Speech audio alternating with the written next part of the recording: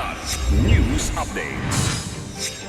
Mga balita ngayon, 8 matataas na kalibreng baril isinuko sa Datu Angal Midtimbang, Maguindanao del Sur. 10 Ilonggang OFW na natagpo ang patay sa Abu Dhabi na iuwi na sa Iloilo. Pamilya kinukwestiyon ang sanhi ng kamataya. Higit 100 nakaw na cellphone na recover sa Cebu City.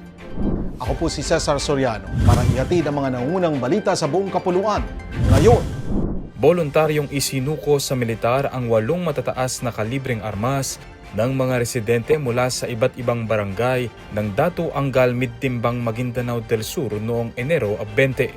Pinangunahan ni Brigadier General Edgar Catu ng 601st Infantry Brigade at Mayor Datu Nathaniel Midtimbang ang turnover ceremony na ginanap sa Municipal Hall sa Barangay Adaon bilang bahagi ng pinaigting na kampanya ng pamahalaan laban sa iligal na armas.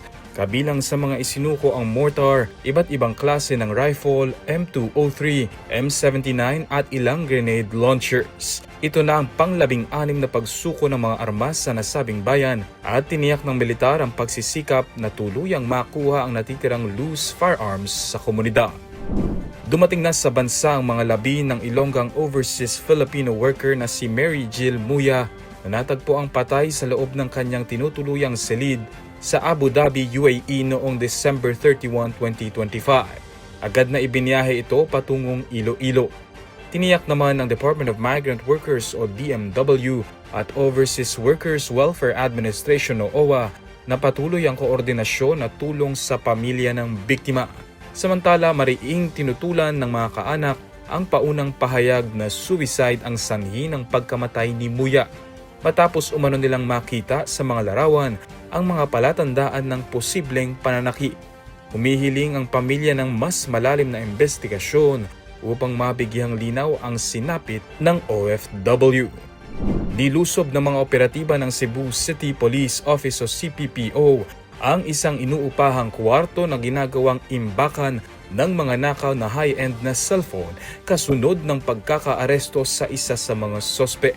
3 bag na puno ng iba't ibang unit ng iPhone ang narecover ng pulisya at ngayon ay nasa kanilang kustodiya. Ayon kay Acting City Director Police Colonel George Ilianan, mahigit 100 iPhone ang nasamsam at pinaniniwala ang pawang mga nakaw. Nilinaw din ni Ilianan na hindi lahat ng mga nakuhang cellphone ay ninakaw noong kasagsagan ng sinulo dahil may ilan umanong nakuha pa bago ang nasabing pagdiriwang. Kasunod nito nanawagan ng Carbon Police Station 5 sa mga posibleng may-ari ng mga cellphone na magtungo sa CPPO headquarters para maberipika at mabawi ang mga narecover na gadgets. Kagabi nang dumagsa sa headquarters ang higit 30 individual na nawalan umano ng cellphone. Para sa Kidlat News Channel, ako si Renzel Lenon, nag-uula. ako po si Cesar Soriano kasama nyo sa bawat pagbuto ng balita.